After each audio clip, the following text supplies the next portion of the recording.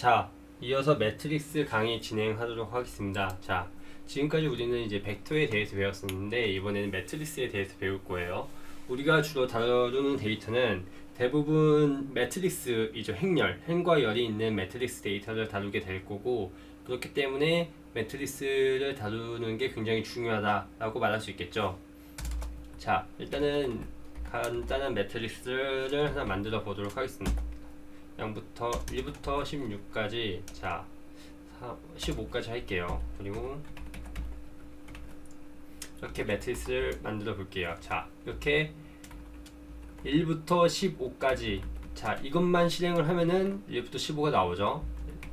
1부터 15까지 매트리스를 만드는데 컬럼의 수는 3으로 해줘, 이렇게 설정을 할 수가 있고, 자 지금 1, 2, 3, 4, 5 이렇게 정렬이 됐는데, 이걸 by row 값을 true라는 옵션을 주게 되면은 이렇게 들어가게 됩니다.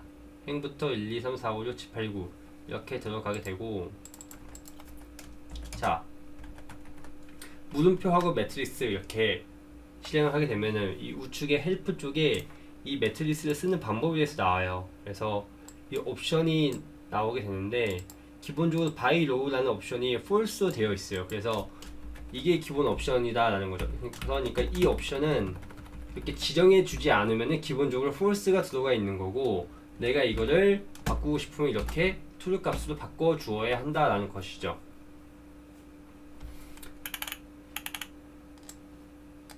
이 help에서는 이렇게 사용 방법이 나오고, 여기에 들어가는 이러한 것들이 각각 무엇을 의미하는지가 나와 있고, 맨 밑에 example 가게 되면 사용하는 방법이 아니라 예제가 나와 있습니다. 그래서 이거 한번 컨트롤 C 한번 해볼게요.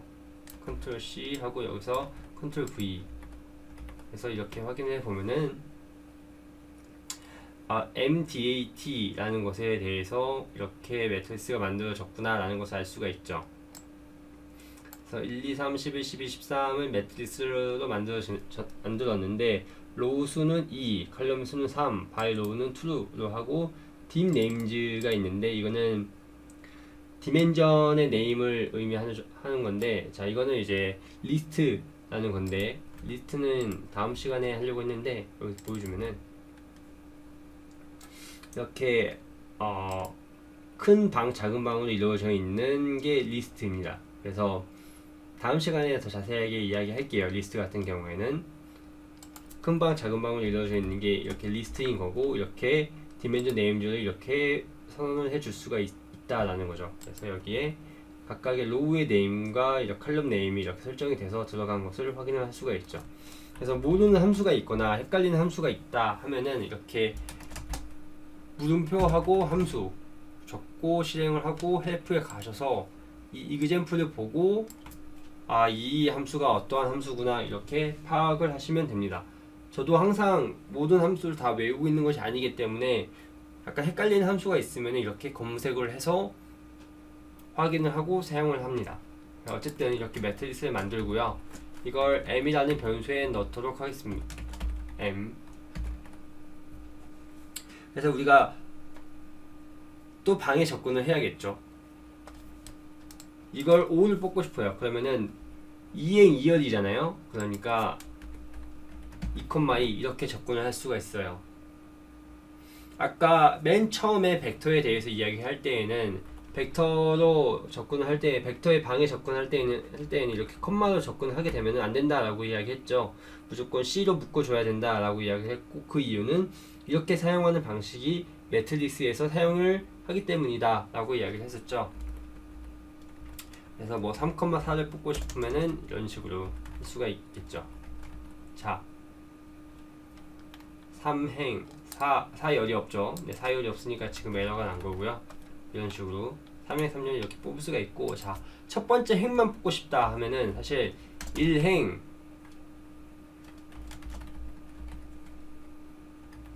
이렇게 하셔야 되는데, 이걸 생략을 할 수가 있어요. 뒤에를 이걸 생략을 해도 된다라는 거예요. 그래서 첫 번째 행에 접근하고 싶다 하면 이렇게 1행 컴마 비워두시면 됩니다.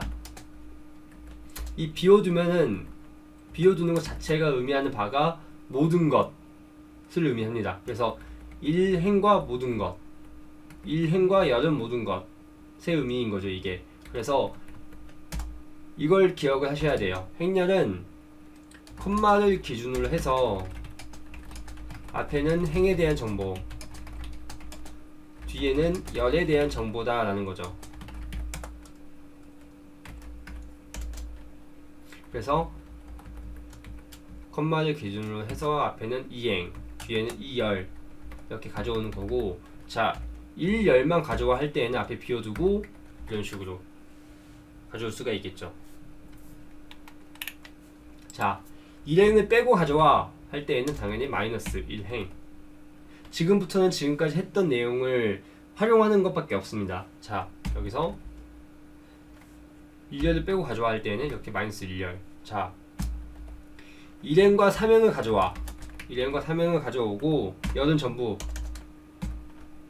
그러면 이렇게 가져올 수가 있고, 마찬가지로 1행과 3행을 빼고 가져와 할 때에는 이런 식으로 할 수가 있겠죠. 자, 2행부터 4행까지 가져오고 열은 2열만 가져와. 자, 2행부터 4행까지 가져오고 열은 2열만 가져와. 이렇게 할 수가 있고, 열을 2열과 3열만 가져와 하게 되면 이렇게 가져올 수가 있겠죠. 그래서 지금까지 배웠던 것들, 이 벡터의 방에 접근하는 것들을 응용을 하게 되면은 이렇게 매트리스에서도 쉽게 접근을 할 수 있다라는 거죠. 자, 지금 M을 보면 이렇게 되어 있는데 이거를 우리는 데이터 프레임을 만들게요. 데이터.frame.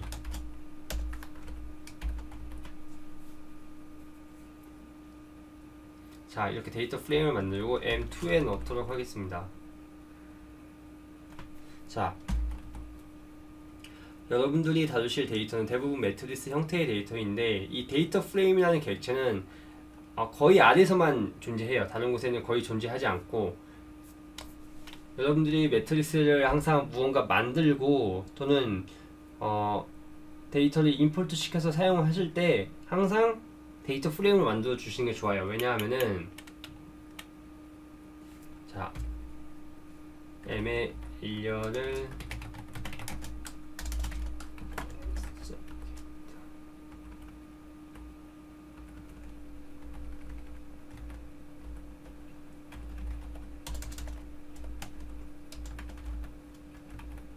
자, 지금 한 게 M의 첫 번째 열을 가지고 캐릭터형을 강제로 바꿔서 첫 번째 열 덮어 씌우기 했어요.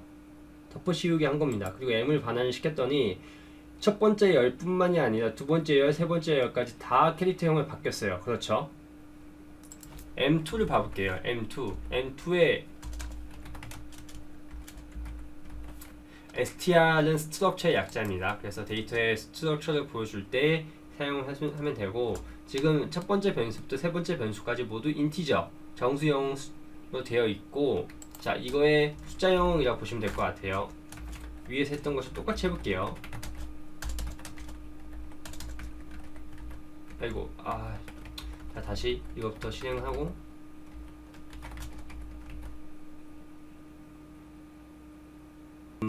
다시 한번 실행을 해볼게요. 뭔가 꼬인 것 같은데. M을 이렇게 넣고 데이터 프레임 만들고, 자, M2 넣고 캐릭터형 바꿔서 보면은, 자, 네, 이렇게 나와야 정상입니다. 자, 지금 보시면은 M2에는 지금 첫 번째 컬럼에는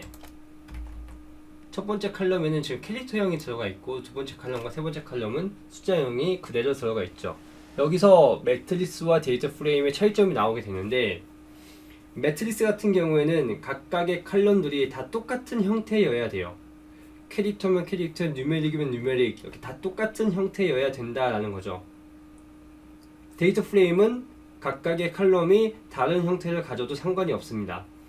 그런데 우리가 사용하는 데이터 같은 경우에는 뭐 성별이라든지 뭐 주소라든지 이러한 텍스트 값이 있을 때가 있죠. 그러다 보니까 결국에는 우리가 사용하는 게 대부분 데이터 프레임의 형태예요.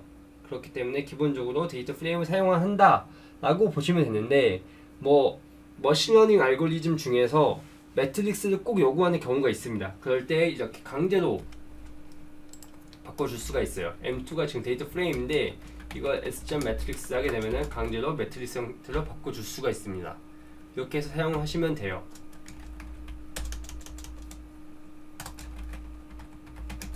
이걸 강제로 숫자로 바꿔주게 되면은 이렇게 벡터를 만들어 버려요. 여기 문제가 생기죠. S.점 뉴메릭이라는 것 자체가 기본적으로 벡터형을 바꿔버리기 때문에 매트리스의 형태를 이렇게 벡터로 바꿔버리는 현상이 발생하게 되는데, 자 이러한 경우에는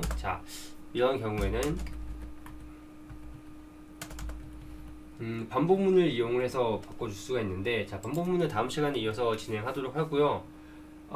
이거는 이제 다음 시간에 이야기할게요. 다음 시간에 이야기하고 반복문 배울 때 일단 데이터 프레임 다시 이야기하게 되면은, 데이터 프레임 같은 경우에는 기본적으로 우리가 사용하는 데이터 형태가 데이터 프레임이기 때문에 항상 데이터 프레임을 바꿔주는 게 좋다라는 거고, 가끔 머신러닝 알고리즘에서 사용할 때에는 매트리스 형태를 이렇게 바꿔주면 되는데, 이럴 때 문자형 같은 경우에는 당연히 숫자형을 바꿔줘야 돼요. 그러니까 뭐 예를 들면은 성별이면은 성별이 원래 남, 여 이렇게 돼 있겠죠. 자, 이렇게 해볼게요. 남, 여, 남 이렇게 성별을 넣고, 자 if s 문이라는 것을 통해서 이게 남이면 1 아니면 0, 자 이렇게 해서 변수를 바꿔줘야 돼요. 내 매트리스 데이터 프레임에 있는 변수에 대해서 그게 캐릭터형이다 그러면은 정확히 말하면 팩터형이거든요. 무언가 요소를 가지고 있는 캐릭터를 팩터형이라고 합니다. 성별, 남자, 여자 이렇게 어떠한 요소를 가지고 있을 때 우리는 이 자료형을 캐릭터형이 아니라 팩터형이라고 이야기하는데, 어쨌든 그다음 팩터형을 이렇게 숫자로 바꿔주셔야 돼요.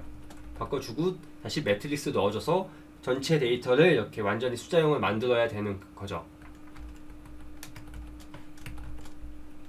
그렇게 할 수가 있고요. 일단은